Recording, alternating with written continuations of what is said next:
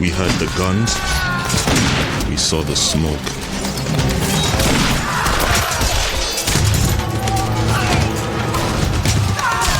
And my men dropped like rain.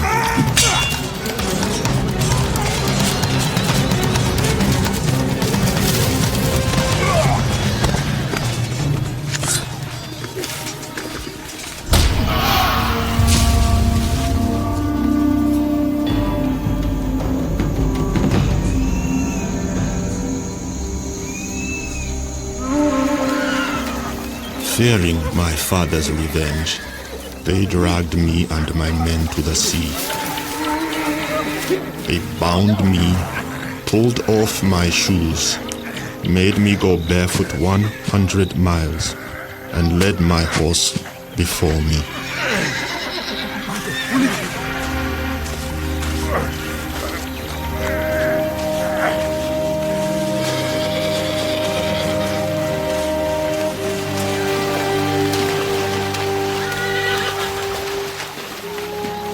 They sold me to slave traders on an English ship for 2 flasks of powder, some muskets, 8 twists of tobacco, and 2 bottles of rum.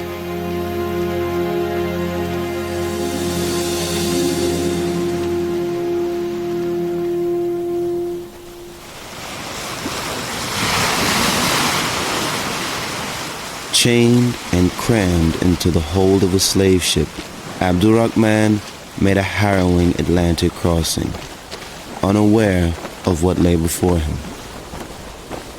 The sea abounds with sharks of a very large size, which are often seen in almost incredible numbers about the slave ships, devouring with great dispatch the dead bodies of the Negroes as they are thrown overboard.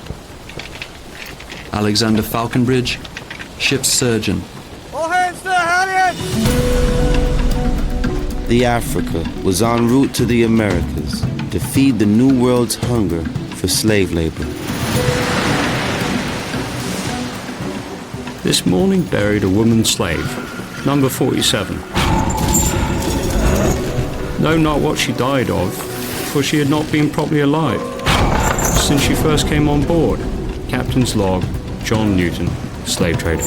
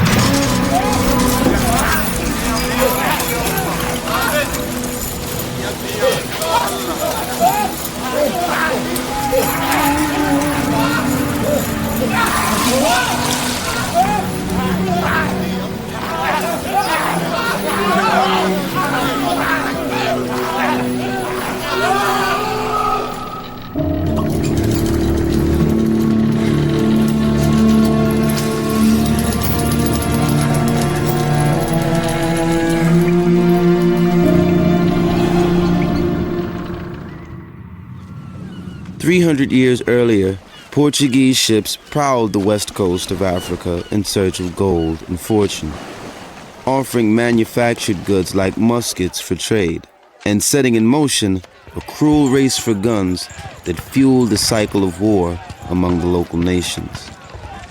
Africans themselves became the currency of choice for the Europeans. If you wanted to get your hands on firearms, the only way to get that would be to trade with Europeans, and the only currency, if you will, that they would accept were captives. If you look around the world in the late 18th century, more than 3/4 of the people on Earth were in slavery or servitude of one kind or another. Just go left to right across the globe, Expanding colonial plantations produced an insatiable demand for slave labor. This North Atlantic slave trade distorted and made slavery something qualitatively different and exponentially more brutal than what was known in African societies.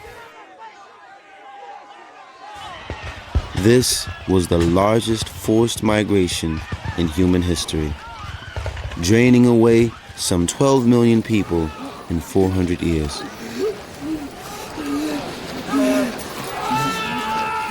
It was a trade that seemed to make the world go round, that was part of the world's economy, but it was nonetheless something absolutely horrible.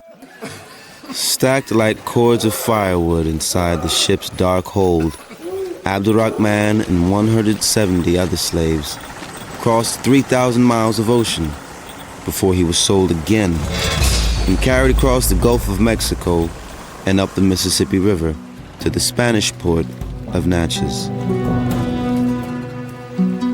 I could see this was a big port and a big city, but it looked smaller than Timbo. The buildings were not well built, like at home. As a rough and tumble town on the frontier, this being a jumping off place to the west, it also had that kind of frontier character. The people came here, they were going to make their fortune, and this was the frontier.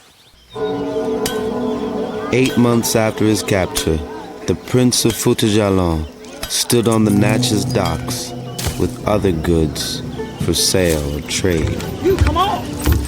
Get going here! Get going! Come on now, come on! Saturdays were a big business day for the region, and local farmers headed to the docks to purchase the manpower needed to clear the wilderness. They were an unsophisticated bunch. Come look! Step up here, come. Most were illiterate, and they rarely paid in cash. Usually, they'd mortgage their purchases against future tobacco crops. Look at the backs on this one. Give me a bid. Any more bids, any higher. One of the farmers who had come to see what was brought to Natchez was Thomas Foster. Thomas Foster was a hard-nosed businessman, a hard worker physically, religious-minded in his way, and very ambitious. Bid, give me a bid. Come on, open up. Open up. I kind of think of him as a Calvinist. He was not a flamboyant fellow. He was out here trying to put together a place to live for his family and build his personal wealth. He had a very, I think, a predestinarian kind of view of where he should be. 930 is as high as I can go. Take it or leave. 930. What you're essentially doing is you are removing the identity of an individual. $930. $930 sold to fine Africans. And you are giving him a very different identity, one that you as a slaveholder choose. And this communicates very effectively that the person is now a slave. The person is now chattel. The person is now someone who is owned. Sepan cuantos esta carta vieren, como yo, Thomas Edwin, I, Thomas Edwin, realmente y con efecto a Thomas hereby Foster, sell to Thomas Foster 2 brute Negroes for the sum of 930 pesos, y quedarán hipotecados hasta el entero and they will remain mortgaged until they are paid for in full. For a little hard cash and 2 promissory notes,